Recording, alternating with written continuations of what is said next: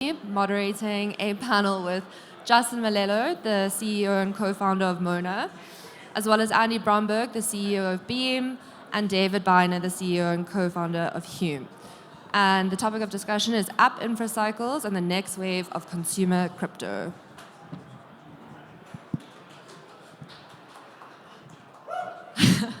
Hi, everyone. I'm Amanda. I am on the investment team at Collab Currency. We're an early stage crypto fund. We focus on consumer applications and enabling infrastructure at the early stages. So excited to have some of our portfolio companies on the stage here today who are at the top of the consumer crypto space.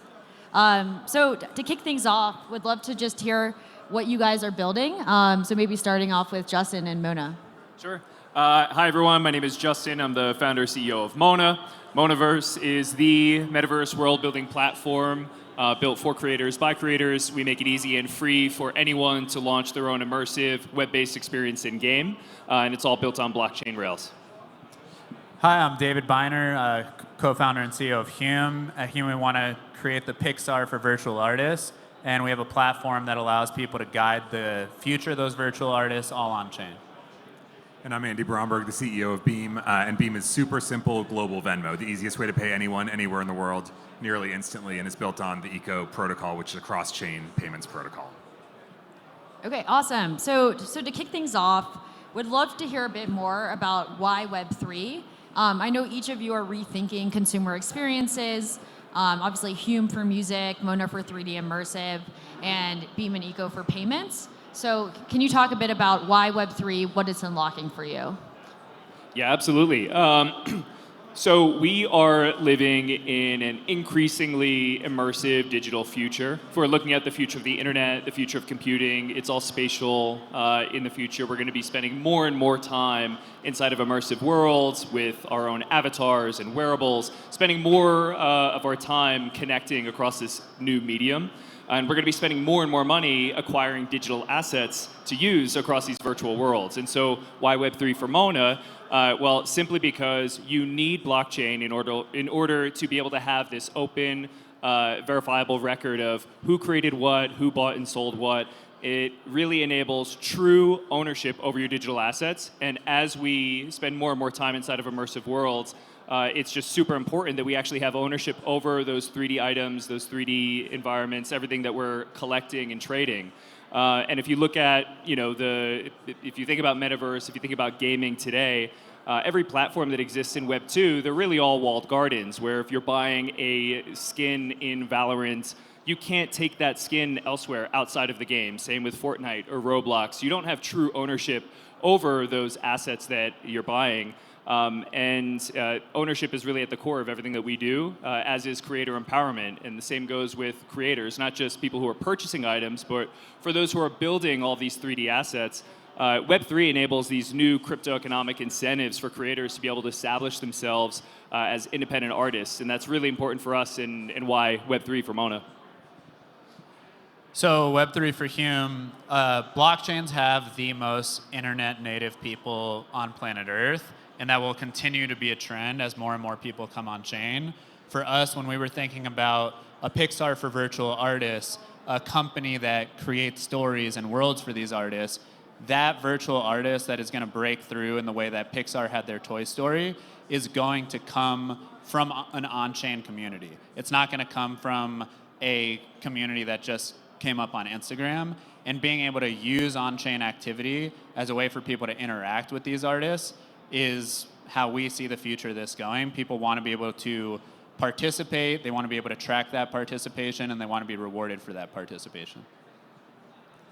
And for Beam, Beam's all about payments, and for me, payments is the original and killer use case for crypto at some level. If you look back at the Bitcoin white paper, the title of that white paper was Bitcoin, a peer-to-peer electronic cash system. It was literally technology for better payments. And you can actually feel the real effects of that. That's not just a theoretical thing. Beam is a non-custodial wallet, like MetaMask or Ledger or any other non-custodial wallet out there. And one of the benefits of that is that it's globally available from day zero. Because users actually have control of their own funds, the wallet can be offered to everyone at the same time.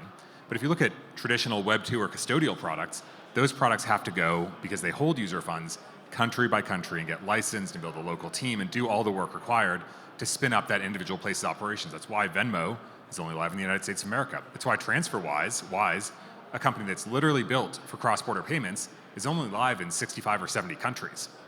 But a wallet like Beam or MetaMask that's non-custodial actually allows you to pay anyone anywhere in the world nearly instantly. And that's a huge advantage over traditional payment products. And I think Satoshi's original vision was better money, cash-like digital payments that avoided intermediaries and avoided the complexity of dealing with all of the custodial things that exist in Web 2 products. And now it's finally time that we can actually go and build those. Awesome. And building a bit on what Justin and David were saying around creators, can you talk about what are the business models that blockchain technology is enabling for creators and these new crypto native incentives? So for Mona specifically, with the Monaverse platform, it's free for a creator to build and upload their own immersive world or 3D avatar or 3D game object. The creators are able to actually tokenize those assets as NFTs, as one-of-one NFTs, and they're able to then sell them through the Mona platform or on any NFT marketplace. It's really, really key that these are NFTs because one, you're able to verify, which creator owned it, so you have true provenance over the actual work. But two, it also enables perpetual royalties for that work every time it trades hands, which is so vastly different from how it works in Web 2 for these same creators. The world is filled with millions of just incredibly talented 3D artists working in the fields of visual effects and in game design, and even hobbyist 3D creators or virtual reality artists. Before this point in time, there's really no way for those artists to be able to, be able to prove that they had created a specific asset, but also they were unable to see, who bought and sold that asset, and they were unable to be able to collect royalties every time that asset is traded. So this is so incredibly powerful for creators, not just in the metaverse and in Mona, but for any type of creator who's minting NFTs today. And it's a huge, huge opportunity for these creators, but particularly for 3D artists. They're able to actually have legitimate careers as independent artists because of what blockchain enables. And so, with NFTs being at the core of our tech stack for creators who are building these worlds, that's one of the main ways that they're able to actually monetize and capitalize and leverage blockchain in order to be able to make a living, basically, as full-time metaverse builders. I think for us, we're waiting to see that major catalyst moment where, especially with something like music or something like fashion, things that are more culture-driven versus gaming, where you have that reason why you could go up to anybody and tell them okay, you should be participating in Web3. I think we're about to see that paradigm shift happening. For the first time, we have legit social apps like Farcaster appearing, and the big opportunity there for any creator is the old marketing funnel, Web2 marketing funnel, was build a social audience. Now you have to convert that social audience to go buy something or participate in something off the app. With Farcaster and these other social Web3 native social apps that are coming, you're going to have direct purchasing, direct commerce experiences right through those apps. And that fall off, which is often, on a good day, you get a 2% conversion rate, is going to decrease. And if you're a creator and you're building on Farcaster right now and you're going to be able to sell to your audience directly on that app, this is the massive paradigm shift that is going to bring tons and tons of people into Web3 because it'll be undeniable. Cool. And building on that, what you're saying around bringing more people into Web3, are you, with your different apps, primarily targeting crypto native audiences or mainstream audiences, and kind of what has your go-to-market been? So maybe we can go down the line. Sure. For Mona, we've primarily been targeting 3D creators. Again, these are professional VFX artists. We have many creators in our community who have been working at studios like Digital Domain on Hollywood movies, and also at AAA game studios. We have artists in the community that have been building games like Cyberpunk. We also have a lot of hobbyist 3D creators. And so many of these creators, we've found are actually crypto native, and they're used to Web3, and they've been collecting and minting NFTs elsewhere. And Mona is really the first place for them to actually tokenize a 3D asset, but also be able to display it in the highest quality all through the web browser. what we're also seeing is that many of these creators are not crypto native, which is really exciting because we're onboarding thousands more creators to Web3. But really a big shift and a big focus for us this year is engaging more with game developers specifically as well. And I think Web3 has sort of had this issue traditionally of being associated with scams and all the negativity around it. And so what we're really aiming to do is provide more education around all of the benefits that Web3 really provides creators and developers specifically. And so now we're actually going a little bit broader, not just crypto native, but we're hoping to onboard thousands, hundreds of thousands, eventually millions of these developers who want to build interactive experiences that can launch for the open metaverse and be able to find a new revenue path for themselves. We've done a little bit of both. On the Web 2 side, we've been thinking, okay, if these virtual artists are going to be mainstream, they need to have a presence on Instagram and TikTok. That's just the tried and true model. Create great content, figure out what works, fine-tune it, build that audience, and maybe you can get some of them into Web 3. In Web 3, we've had very specific, especially in the last month, marketing plans. And again, what we're most excited about, being able to do something like a frame on Farcaster, and beginning to think of something like Boost Protocol as the new version of paid ads. With Boost Protocol, we can pinpoint who we want to mint our product on Farcaster. We can create some type of incentive. I think in the future, you'll be able to do token-gated boosts. And to me, Boost Protocol is the future of paid ads. It's the future of Web3 marketing. Instagram and TikTok are still going to exist, and we need to serve those audiences differently. Much like a lot of if you look at Pudgy Penguins, they've done probably the best job of this, of any project. Yeah, and I think generally crypto native people are an amazing audience to start with because they are just people that are earlier on the adoption curve. So whether or not your product requires a whole lot of crypto knowledge, people who are in this space are very likely to be earlier adopters. So they're a great place to start. But I think the real test of these products is, can you go beyond that, like both these guys were just saying, and reach beyond the crypto native early adopters who are often your best advocates because they're excited not only about the product itself, but the technology it's built on. So they're amazing advocates. And can you use those to then go beyond that and get to the rest of the world? Beam is this payments product. We're at this conference that is full of just crypto people, but we went around and we got about a dozen places in Denver to accept payments on Beam. So there's a coffee shop and a cupcake store and a knife shop and all these places that you can go right now and pay with USDC. Pay with stablecoins, and these are not crypto native people, but they're excited because they got the pitch from us, because we are crypto native people. We're early adopters, and we're evangelizing and saying, this is better, there's no credit card fees, people want to pay with this, why not offer this as an additional payment method? And these people say, yeah, sure. Some of them say no, obviously, but some of them say sure, and that's how that starts. So I think it's great to start with the crypto native people. We shouldn't be afraid of doing that just because we eventually want to reach the rest of the world. But they're just a great bootstrap audience. Yeah, that makes sense. And when you're thinking about the infrastructure to onboard both crypto natives and mainstream consumers, what is the stack? Do you have different options for different types of users? Can you talk through kind of what is the infrastructure stack that is empowering your app? And we can start off with Justin. Yeah, because we started crypto native, our app, and it currently is this way. You very simply create you log in with your wallet, and by connecting your wallet, that gives you access to your user account, all of your assets. You can use that to buy, sell, create.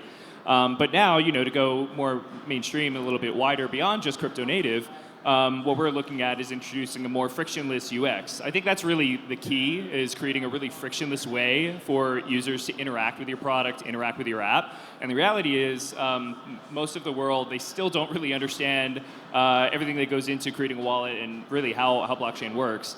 And so now there are many different options that make it really easy for you to really abstract that wallet account paradigm, that ownership away from it, and just create a simple email login or Web2 auth login.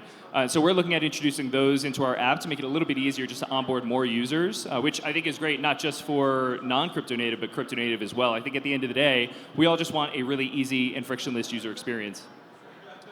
So I don't know if a lot of people think about IYK as infrastructure, but for us, we're really excited about it. I think about it as physical infrastructure that can actually blend what we're doing on chain in the digital world and what's happening physically. So For us, what we did, we sold a hoodie for one of our artists named Angel Baby. That hoodie came with a chip, and everybody who received that hoodie was able to scan that chip, get a piece of exclusive music, and then we've actually been able to continuously release unreleased music to those people before it comes out. And now we have artists reaching out to us who want to do a remix of the song that the hoodie was attached to, drop it as an NFT through our hoodie, and also give people early access to their song through our hoodie. So IYK doesn't get talked about necessarily in the infrastructure world that much, but we're really excited about these kind of physical infrastructure chips that can merge digital on-chain activity with things that people actually do in public when they're going to a music festival, a fashion show, lined up at a club. 9DCC has done a great job of this in the fashion world with network points, and you actually get incentivized for how much you're representing the brand outside of your home. So that infrastructure is really interesting for a company like us that's trying to proliferate in mainstream culture a little more. Yeah, and for us, when you log into Beam, you use your X account or your email, and it's really simple, the same as every other service. I think there's kind of this view of crypto as this esoteric technology that requires very specific ways to interact with it, and it's almost like this mystical thing of, oh, crypto is hard by definition. But the reality is, I don't actually think it's that different from any other new technology. When you think about, LLMs, this brand, huge new technology that's taken the world by storm, that is incredibly complex technology, but nobody questions the fact that when you sign up for ChatGPT, you just log in with your email. And yes, if you want to go under the hood and get into the guts of it, you can go to the OpenAI playground and interface with the API and really get into the nitty-gritty of it, but that's only if you want to. We just hide the complexity of these technologies behind very simple things like log in with your email account and then interact with it with a chat interface in the case of ChatGPT.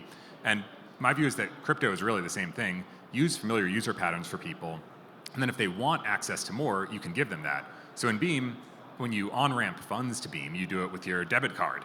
Really simple. But if you are an advanced user and you want to connect a wallet and deposit funds that you have from another wallet, sure, we let you do that too, but that's not the default option. And so I think we, as an industry, at this point, we have the tools to abstract a lot of that complexity away from people. We just need to do it and not act like this is some technology that for some reason is so much harder to use than everything else. It's just another piece of technology, and then let people get into the guts of it if they really want to. Amen. Thanks. So to expand on this, obviously we've had a lot of technological innovations over the past few years that are making these possible, right? Like IYK was only founded a few years ago, let's say. What are the problems that still need to be solved? Like what in consumer onboarding is still a problem and we don't have a solution? I think one big thing for people is one of the beautiful things about blockchains and crypto technology is their immutability, right? You can trust this ledger. When something happens, it's not reversible. It is like this permanent record, and nobody else has control over your funds, right? This is a really powerful thing that nobody else can move your funds from a wallet that you control, from a non-custodial wallet you control. But this comes with a huge downside. What happens if you lose the password, effectively? What happens then? And, with my bank, if I lose the password, well, I just call my bank up and, tell them who I am, and maybe I have to submit some documents or something, but they give me access to my account again, even if I've lost the password. And I think we've built good auth flows for crypto. So logging in and creating an account, that's fine. I don't know that we've really seen truly excellent recovery flows. Or, if not recovery flows, at least truly excellent education of users about what's actually at risk and how careful they need to be about these things and how they need to think about it. Because it is, at some level, a new mental model that you just have to educate people about. That doesn't mean you can't build flows that mirror what they're used to in other products, which is what I was saying before, but it does mean you have to put in the work to actually make that happen. So for me, I think recovery of these non-custodial wallets and making that really seamless is a problem that I haven't seen solved really, really well yet. I think kind of following up on that, insurance is something that really hasn't been solved, and if somebody is solving it, it hasn't been solved in like an integrated way where I sign into MetaMask and I see quotes of how I can get insurance on my wallet and can just like one click pay and now have insurance on it. I think most other really expensive things, or when you have something really expensive, you're able to really easily access insurance for that product. And the fact that there's not a really simple way integrated with our wallet solutions and a really easy provider for that, to get insurance on these assets that we're all holding is a big loss. And I think if we're going to onboard 1 billion people, those types of integrated insurance solutions are going to be critical. Yeah, I can think of a few things. One, that there are many different chains now emerging, and we all have assets that are across all these different chains. And I think there are actually a few products, a few really talented folks that are working on this issue of how do we bridge all these assets and have them all in one place. But I think about assets living in these different places. I also think about, this is unique to what we're building with metaverse and gaming, but I think about the speed of transactions and also the cost. And again, I know certain chains, it's far, far cheaper than Ethereum, obviously, and faster as well. But it's still not as fast as, for example, if you want to build a truly on-chain game, to build an on-chain FPS is impossible right now. You can do something like a real-time strategy game, but we really have to get to a point where transaction speed is far, far faster in order to actually have a truly on-chain gaming experience for something that requires milliseconds. So I'd say that's another big issue if you're thinking specifically about gaming.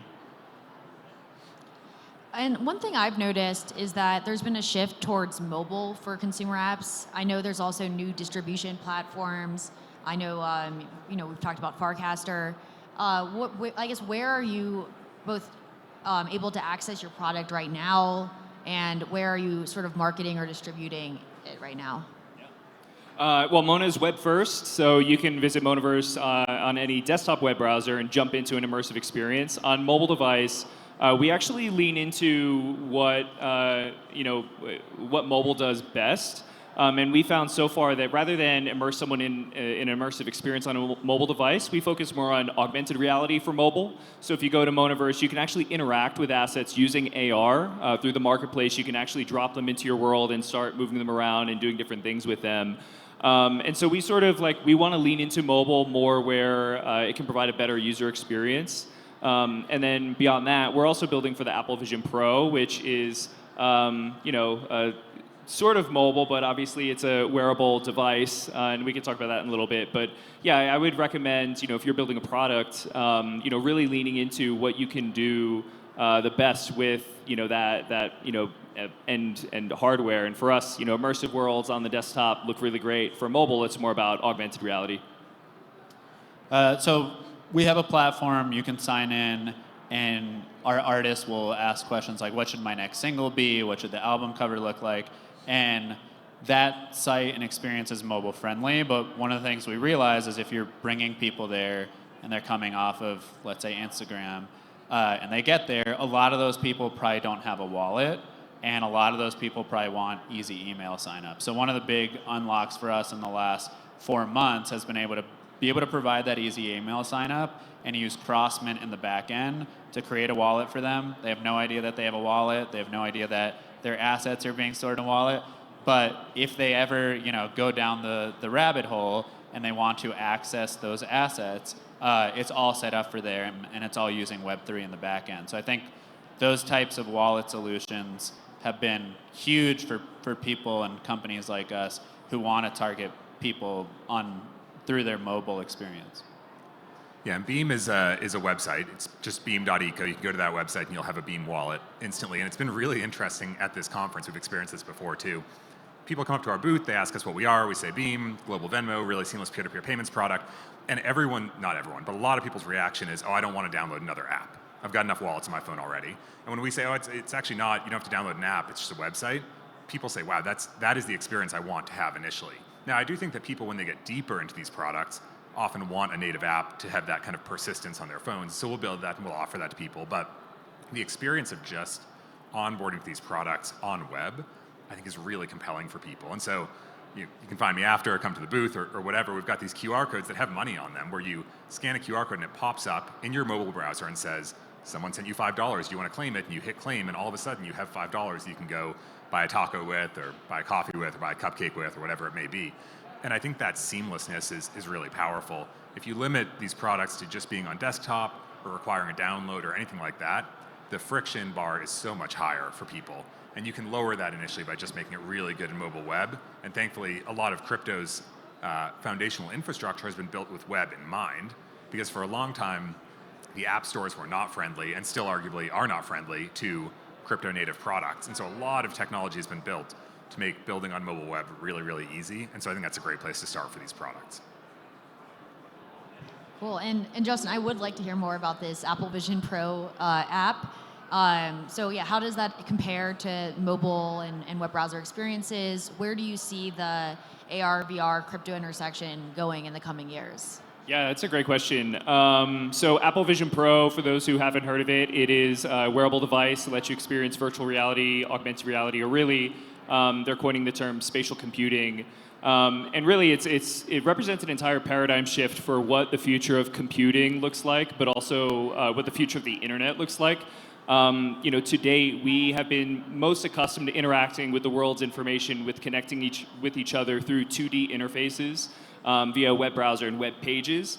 But now, if you get your hands on a Vision Pro, you get a glimpse into what the next 10, 20 years are going to look like, where we start to break information, content, and social interactions out of the 2D context and into 3D, into an immersive context, into the world around us. And so for Apple Vision Pro, Mona is actually building an app that lets you interact with all of your digital assets that you hold, that lets you interact with 3D assets, it'll do the best at, where you can actually pull them out of your wallet, out of your user account, and drop them into your worlds where they can persist and you can share them with friends. You'll be able to add interactions and do a lot of really fun and exciting things with it. And we really see this as the future of computing, but also the future of social interaction and content creation as well. And so it'll be a really exciting first glimpse into what that next 10 years are going to look like. And again, it is still really, really early. But this all goes back to, I think, that first question of why Web3. Again, we're living in an increasingly digitally native, immersive world, spending more time inside of these immersive settings. And so for these assets that we own and interact with and play with, to be on blockchain where you can actually prove that you own them is just going to be increasingly important over these next 10 years. Yeah, I'm super excited to hopefully try that app soon. So Andy, in the payment space, with stablecoins, with crypto payments, I think we're seeing a lot of kind of momentum and growth there. What do you see as the primary use cases now and in the next decade? And where does Beam play in this landscape? Yeah, I mean, stablecoins are exploding right now. They're being used all around the world. And I don't know that in the United States we have as much visibility into it as we would if we were looking elsewhere in the world, which I think is really powerful.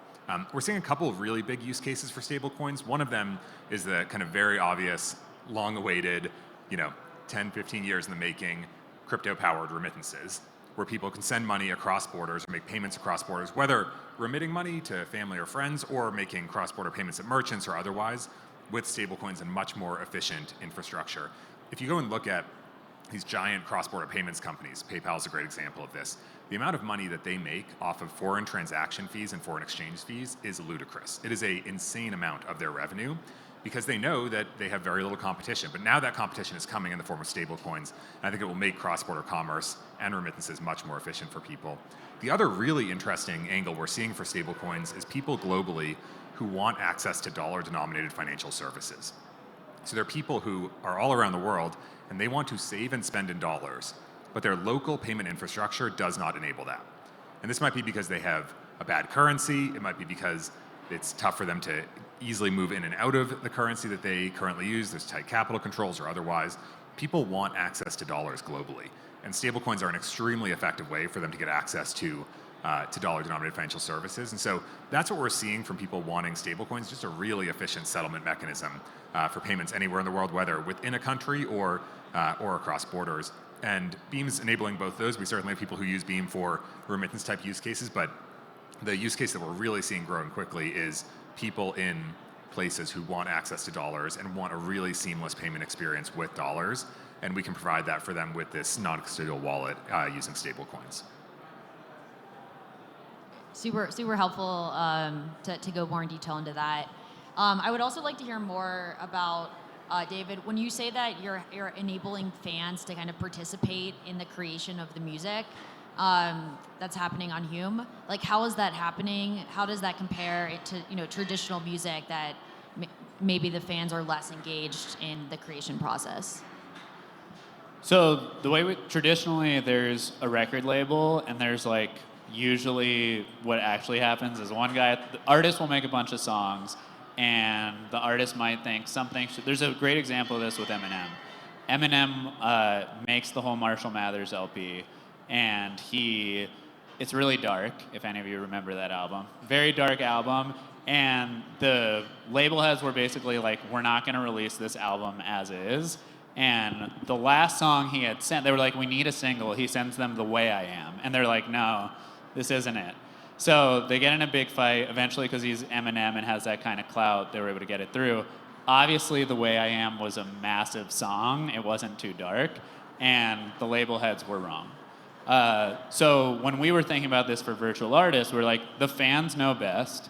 The fans know what they want. And the fans know they're the ones that are going to drive the initial consumption of that song at first, especially like you were saying, blockchain native people, crypto native people are very passionate when they have early access to something.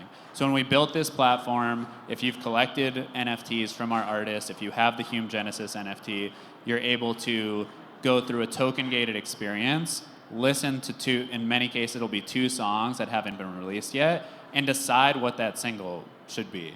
And when we get that signal of like what this single should be from our fans directly, who are literally invested in this artist, they've been collecting music from this artist from the beginning, that is way more powerful than me or Jackson, who I work with, sitting there and being like, yeah, we're gonna release whatever song next. I'd much rather have an experience where our fans are telling us that. Cool. So I would like to hear what you guys are most excited about in consumer crypto this year. Like what trend or what are you watching that the audience should pay attention to? Yeah, I can jump in. I mean, I think a couple things for me. One is a meta thing that I'm really excited about, which is like Mona and Hume, companies building on this technology, not describing themselves as crypto companies building crypto products, but just companies building products for users, which I think is a long time coming. Like we've been going, I don't know about you all, but I've been going to these industry conferences for a long time now.